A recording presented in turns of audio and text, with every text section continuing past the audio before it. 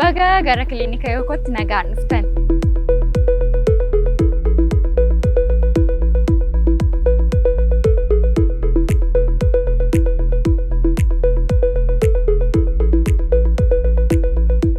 Kutaan kun immoo egaa kutaa itti dhibeen akka tasaa nama mudate itti yaalamudha.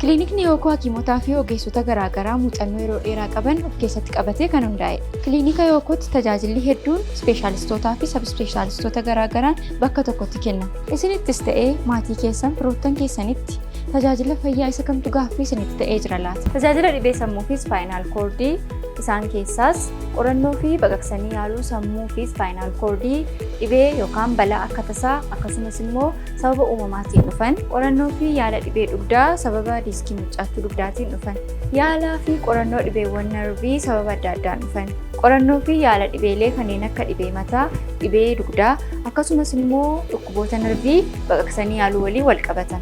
Yaalaa fi qorannoo fayyaa waliigalaa daa'immanii hordoffii guddina daa'immanii qorannoo guddina daa'immanii fi yaala isaa akkasumas yaalii ariifachiisaa daa'immanii qorannoo fi yaala dhibee onnee daa'immanii altiraasaawundii onnee fi ECG daa'immanii yaalii kalee fi ujummoo fincaanii isaan keessaas baqaqsanii yaaluu xiqqaa qorannoo fi yaalii ujummoo fincaanii qorannoo dhibee afuuffee fincaanii fi yaala isaa qorannoo dhibee kalee fi yaalii isaa tajaajila baqaqsanii yaaluu isaan keessaas gorsaa fi yaala baqaqsanii yaaluu waliigalaa akkasumas yaala dhibee dhiitoo qaamaa baqaqsanii yaaluu xiqqaa qorannoo fi yaala kaansarii harmaa qorannoo fi yaala quufa mormaa akkasumas kittaanuu yookaan dhaqna qabaa dheeraa qorannoo fi yaala dhibee keessaa isaan keessaas qorannoo fi yaala dhibee onnee akkasumas hordoffii dhiibbaa dhiigaa qorannoo dhibee sombaa fi yaalii isaa hordoffii dhibee sukkaaraa qorannoo dhibee garaachaa fi yaalii isaa altiraasaawundii onnee ikiyookaardiyoogiraafii akkasumas qorannoo baqaqsanii yaaluun dura.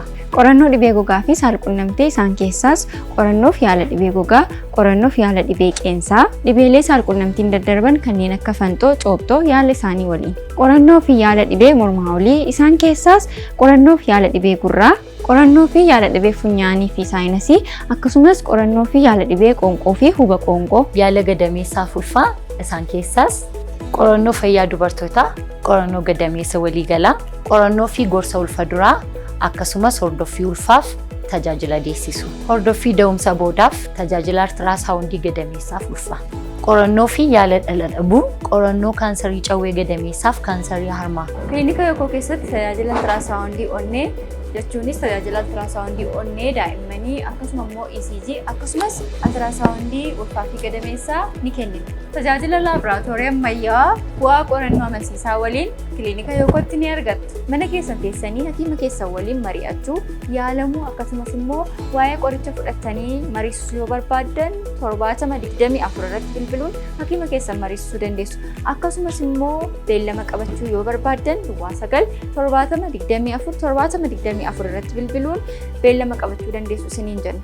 Qaamaan illee gara klinika keenyaa dhufuu yoo barbaaddan naannoo Madaaniyalamii waradaa 8 jechuudha gara buufata poolisii kan geessu irratti argamna. Kottaa yaalamaa isiniin jenna galatoomaa.